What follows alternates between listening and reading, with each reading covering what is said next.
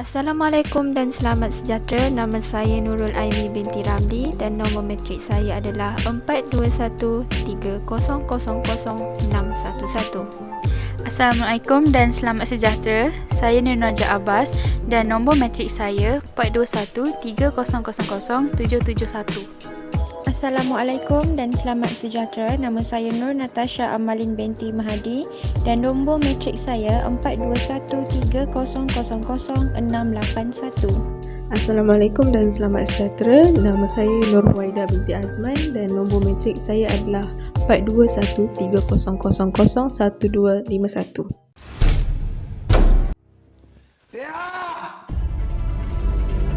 Hei! Tak bahasa lah. Kan! Buka pintu ni, Tia! Buka, Tia! Hei! Kau dengan budak Malaysia tu pun kau nak menggatal, ha?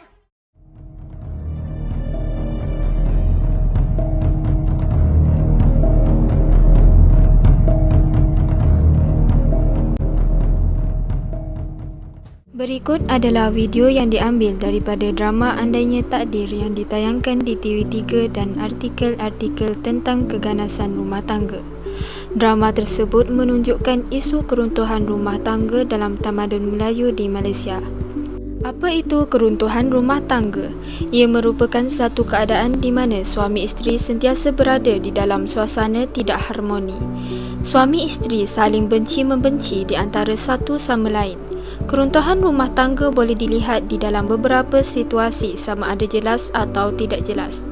Contohnya, suami isteri mudah bertengkar, saling tuduh-menuduh dan maki hamun sesama sendiri atau berlaku perselisihan faham antara suami dan isteri yang tidak dapat dilihat dengan mata kasar.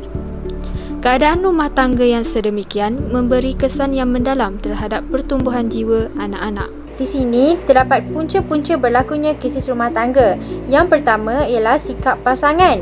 Contoh-contoh sikap pasangan yang boleh menyebabkan berlakunya krisis rumah tangga ialah: yang pertama, kurang komunikasi, tidak setia dan berlaku curang di belakang pasangan, cepat merasa bosan, belum bersedia untuk memasuki alam rumah tangga, tiada persefahaman yang baik, mengalami masalah keuangan. Seterusnya, kita beralih pula kepada faktor luaran yang menyebabkan berlakunya krisis rumah tangga. Yang pertama ialah campur tangan ahli keluarga secara berlebihan. Campur tangan keluarga boleh dibahagikan kepada dua, iaitu campur tangan untuk kebaikan ataupun sebaliknya. Campur tangan keluarga ini boleh melibatkan mana-mana ahli keluarga, iaitu dari sebelah pihak suami ataupun isteri.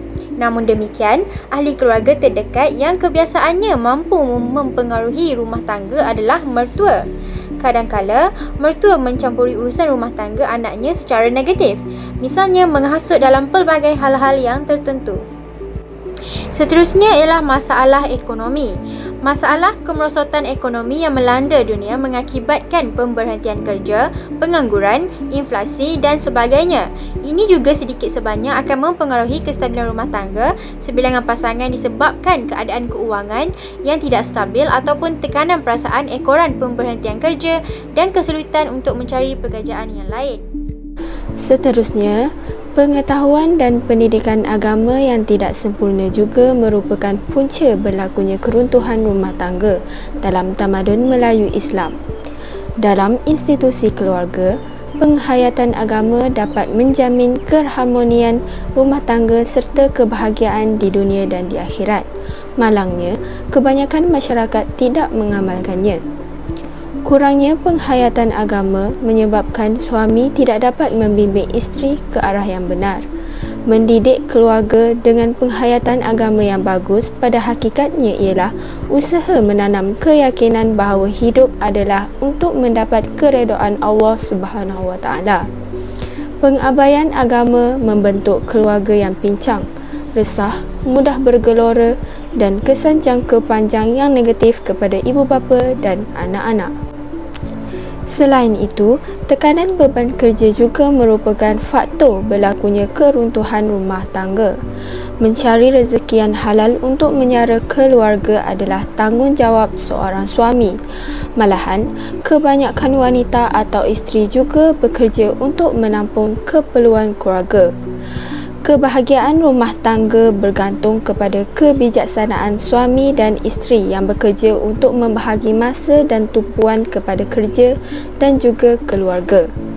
Namun demikian, tekanan beban kerja, kurang tumpuan yang diberikan kepada keluarga atau masalah di tempat kerja yang berlarutan sehingga di rumah hanya akan menyebabkan krisis dalam rumah tangga.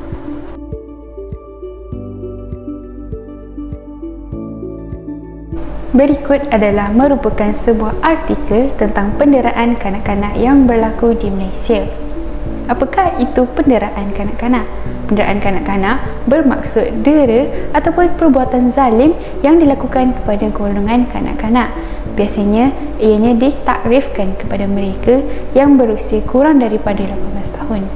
Sebab-sebab yang mempengaruhi punca penderaan kanak-kanak ini adalah punca pertama adalah ibu bapa, kerana ibu bapa sering gagal mengawal emosi mereka apabila mereka marah dan berhadapan dengan anak mereka. Anak-anak ini dijadikan bahan untuk melepaskan masalah yang terbuku di dada ibu bapa. Maka akan berlakulah kes penderaan terhadap kanak-kanak. Penderaan ini terdiri daripada dua jenis, iaitu penderaan dari segi emosi dan juga fizikal.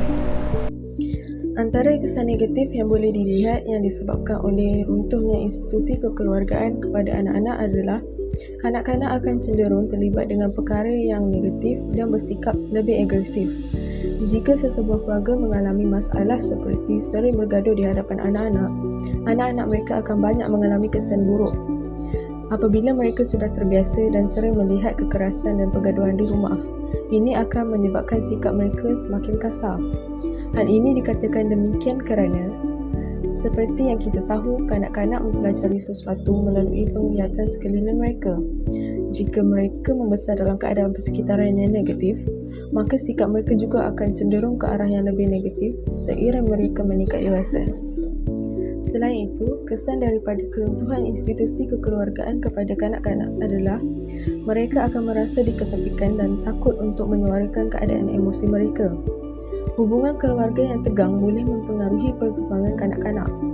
Keluarga yang mengalami tekanan dan sering bergaduh, bertengkar, kurang mesra, tidak menaruh minat terhadap anak-anak dan perpisahan akan membawa keadaan gangguan emosi kanak-kanak. Dari segi tingkah laku, kanak-kanak berkenaan mungkin akan bertindak berlainan di antara satu dengan yang lain. Sesetengahnya ada yang menjadi kaku, ada juga yang tidak meluahkan emosi dan ada juga yang meluahkan emosi. Selain itu, jiwa kanak-kanak juga akan terganggu dan akan menjadi trauma apabila mereka meningkat dewasa kelak. Berkongsi sedikit refleksi krisis rumah tangga yang saya perolehi. Yang pertama, perkahwinan juga adalah jalan yang terbaik dan diiktiraf oleh syarak bagi memelihara keturunan ataupun nasab dengan memperoleh anak-anak yang sah yang menjadi amanah daripada Allah Subhanahu Wa Taala untuk dididik agar menjadi insan dan generasi yang terbaik. Perkahwinan juga sebenarnya berperanan untuk membina sikap dan akhlak yang baik dengan saling menjaga, tolong-menolong dan mengambil berat antara pasangan suami isteri. Sikap ini akan terbina sepanjang masa ketika mereka mengatur urusan hidup, menjaga kebajikan dan sehinggalah kepada cara pengisian masa lapang. Seterusnya, manusia secara fitrah memerlukan seseorang untuk menyokong dan berkongsi kesukaan dan kesedihan yang dialami. Perkahwinan sebenar memberi peluang ke arah menjayakan fungsi tersebut. Apabila menghadapi saat-saat getih dan konflik yang berat, sokongan dan kasih sayang daripada pasangan akan diperolehi. Begitu juga apabila terdapat suatu perkara yang menggembirakan, maka ia dapat dikongsi bersama pasangan masing-masing. Poin yang terakhir adalah perkahwinan juga berfungsi sebagai satu pemangkin dalam meningkatkan keupayaan dan potensi diri. Contohnya, seorang lelaki dan perempuan akan bertukar menjadi lebih matang dan berfikiran jauh ke arah selepas mereka berkahwin. Mereka akan bersama-sama berusaha untuk memperbaiki taraf hidup dan ekonomi keluarga. Saya akan berkongsi sedikit mengenai refleksi keruntuhan rumah tangga yang saya perolehi. Syariat Islam amat memandang berat terhadap sistem keluarga dan rumah tangga kerana ia berfungsi sebagai satu institusi yang corak, bentuk dan keadaannya akan menentukan pula corak, bentuk dan keadaan masyarakat yang bertamadun. Namun begitu, keruntuhan rumah tangga masih banyak berlaku di kalangan tamadun Melayu Islam. Antara punca-punca keruntuhan rumah tangga adalah pengetahuan dan pendidikan agama yang tidak sempurna, tekanan beban kerja, sikap pasangan, campur tangan pihak luar dan masalah ekonomi. Perkara tersebut memberi kesan kepada kanak-kanak. Oleh itu, ibu bapa haruslah memainkan peranan yang penting dalam membentuk keharmonian keluarga. Baiklah, di sini saya ingin berkongsikan sedikit tentang refleksi yang telah saya perolehi. Keluarga adalah sebuah institusi sosial yang memainkan peranan penting dalam membentuk sasiah dan perilaku individu. Perkembangan pemikiran, emosi dan juga tingkah laku seseorang bermula di dalam suasana kekeluargaan sejak peringkat bayi lagi. Pembentukan moral anak-anak diperolehi melalui peniruan dan juga dipelajari secara formal atau tidak formal. Seterusnya, setiap keluarga bermula daripada perkahwinan yang sah di antara lelaki dan perempuan. Setiap keluarga juga mempunyai nilai dan maruah yang harus dipertahankan melalui peranan yang diharapkan daripada ahli-ahli keluarga. Seterusnya, keharmonian kekeluargaan dicapai melalui hubungan baik antara semua ahli keluarga, dan hubungan ini merangkumi perhubungan spiritual, iaitu hubungan agama. Sebagai contoh, emosi seperti kasih sayang, sifat hormat menghormati dan bertanggungjawab. Selain itu, berpendidikan serta sifat-sifat kebendaan, pakaian dan makanan dan sebagainya. Oleh itu, institusi keluarga adalah institusi yang terpenting dalam proses pembentukan sebuah kekeluargaan. Selain itu, kesan daripada keruntuhan institusi kekeluargaan kepada kanak-kanak adalah mereka akan merasa diketepikan dan takut untuk menyuarakan keadaan emosi mereka.